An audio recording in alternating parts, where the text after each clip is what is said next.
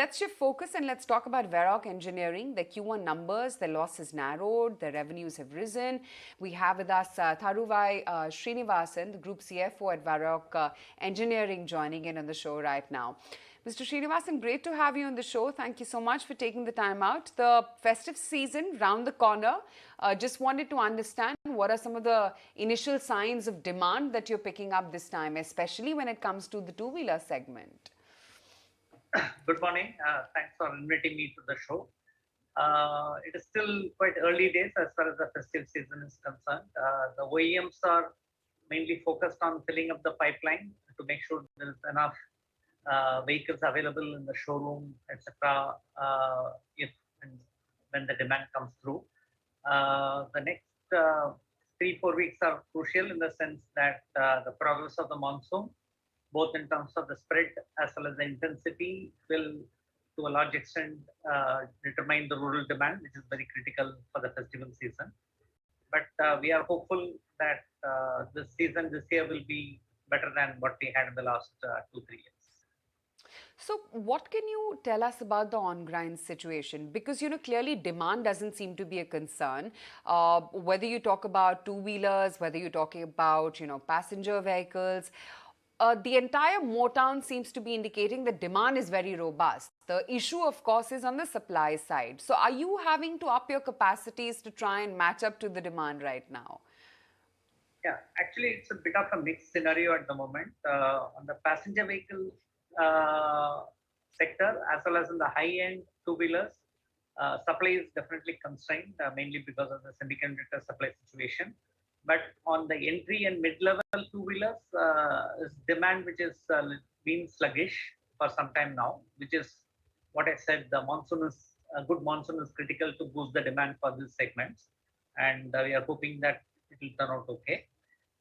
In terms of our own capacity, we already have capacity in place to meet up any ramp up in volumes from the OEMs, and that will not be a constraint. So, the challenge for Varroc, and this is not something which is new, has been over dependence on a particular manufacturer, OEM. And we know that when there are disruptions happening in the two-wheeler market, dependence on a particular OEM could be very challenging. How do you plan to address that? Well, it could be a kind of a double-edged sword, so to say. Actually, our strong relationship with our leading customer has been a big boost to us on a number of occasions. When the domestic markets have been under pressure because of, let's say, slow demand, the export volumes from our customer has kept our factories running and capacity utilization at a decent level. So we have benefited in the past, and we don't have any doubt that that strong relationship will continue to benefit in the future. At the same time, as a matter of our strategy, we are also focused on increasing our wallet share with other OEMs, where we have been making a lot of good progress over the last 2-3 years. Now we supply to all the leading OEMs in the country in the two-wheeler space, and the number of components we supply to them is going up steadily every year. And over a period of, and today our top customer accounts for about 1/3 of the group revenue post the divestment that we are working on, and that I think is a reasonable level to have. I don't see that as a major area of risk or dependence. What happens after the exit of the European business? What happens to the India business now? The fact that the management will have a renewed focus on India, balance sheet becomes much better. What happens here because of that change? Yeah, the India business has always been a steady and consistent performer, both in terms of top line and margins, subject to, of course, overall market volumes and demand. And our focus is to grow this further. Apart from increasing the wallet share in some of our customers that I mentioned, we also have developed a full suite of components for EV two-wheelers. And we have in our portfolio starter motors, DC to DC converters, battery management system, ECUs, apart from the traditional products like seats and lighting. So we are in a position to supply as much as 40,000 rupees worth of components to EV two-wheeler at the moment. And we already have confirmed orders from 3 of the two-wheeler EV manufacturers, and we are in discussions with more. And this is another area where we see a good growth potential over the medium term, as and when the penetration of the EV in the two-wheeler segment picks up.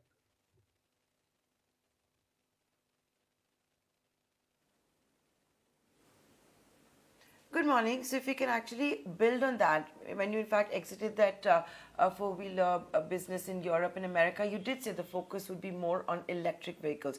You gave us 3 names now. Even if we were to see the first quarter numbers, one sees that the order wins is about 483 crores for two-wheeler electric vehicles. So, from the market standpoint, those that are tracking your stock so closely, going forward for Varroc, let's say 3 years, 5 years, what will be the kind of contribution you're expecting from EVs? Okay, this will be kind of crystal ball gazing, so to say, because nobody can be very confident at the moment in terms of the speed at which the penetration of EVs in two-wheeler segment will take place. But like I said, in the medium term, this can contribute as much as quarter of our revenues in India. That's what we expect. But as again, as I said, depends on the overall how the EV segment picks up. So we need to wait and watch.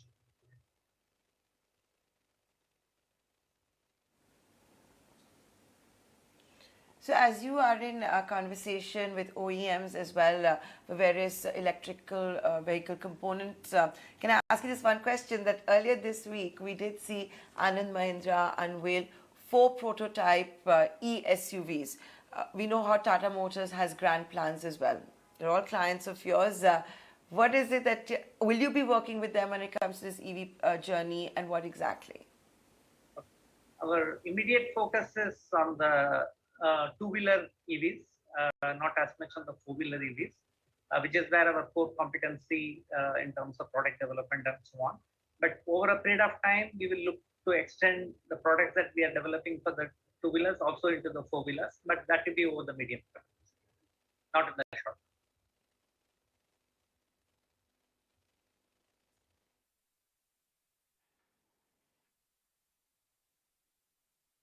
Okay, we're going to leave it at that. That's Varroc Engineering for you.